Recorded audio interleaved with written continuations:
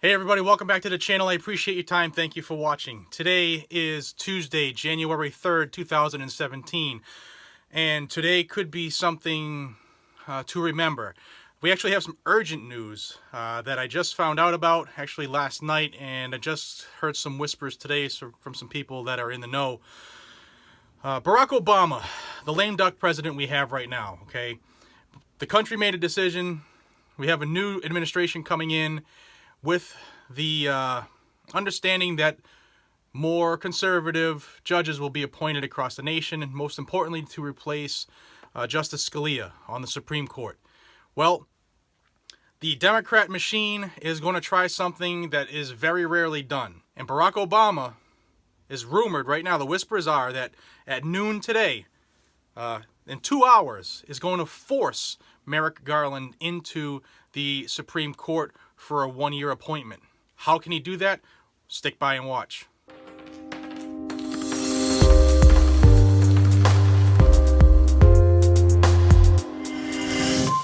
Okay, we all know that the federal judges are appointed by the President of the United States, and they're approved under the advice and consent of the United States Senate. However, there is a thing called the Recess Appointment Clause. Now, this clause allows a president to act alone to fill up vacancies that may happen during the recess of the Senate by granting commissions that will expire at the end of the next session. So, our current Congress will end its session just a couple minutes before noon Eastern today. And the new Congress will take effect at noon. There's a couple-minute window.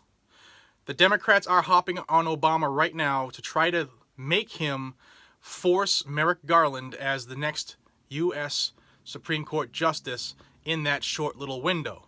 As has been tradition for a long time, the Senate doesn't end their sessions in November or December when typical people go on vacation for the winter or for the holidays.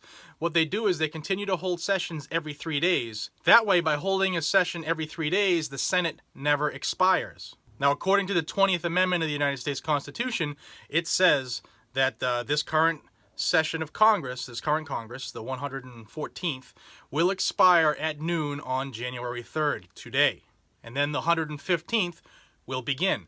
But in order to get all the new appointments done, the 114th will expire a couple minutes before noon, which gives enough time for the new members to be sworn in and for the gavel to slam, just starting this new session of the new Congress. Now, if this move actually takes place, as is predicted right now, 2 hours before, not even 2 hours, what would happen if this was to take place was that the Supreme Court would be extremely liberal, more liberal than it has ever been for the next 12 months.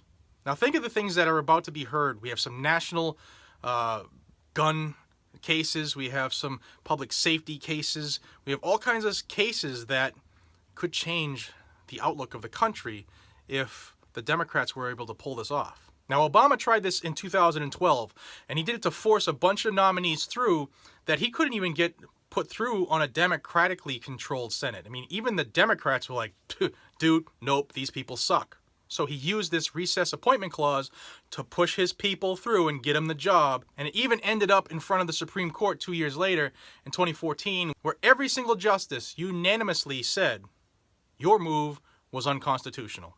In that case, if you want to look it up, it's the NLRB versus Noel Canning, C-A-N-N-I-N-G.